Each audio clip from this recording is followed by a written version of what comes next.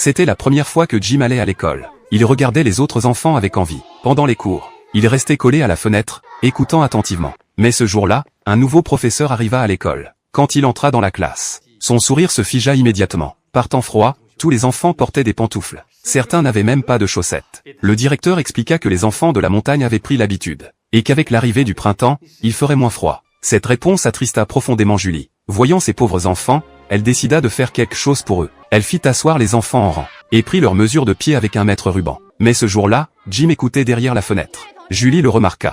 Quand elle sortit, Jim avait déjà disparu. Quelques jours plus tard, Julie accompagna Mena chez elle. Avant d'arriver au funiculaire, Mina exhorte l'enseignant à abandonner. Mais Julie répondit qu'elle n'avait même pas eu peur du bungee jumping. Elle n'a pas peur du funiculaire. Cependant, durant la traversée, Julie ferma les yeux par crainte. Elle tenta de ralentir mais resta bloquée au milieu. Voyant cela, Mena glissa immédiatement vers elle, la poussa, réussissant ainsi à la faire passer de l'autre côté.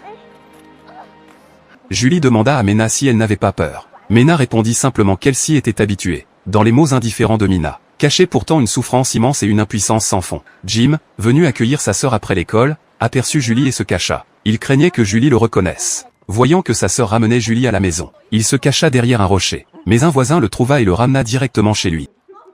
Ignorant la vérité, Julie demanda à Jim s'il était souvent celui qui écoutait en silence près de la fenêtre.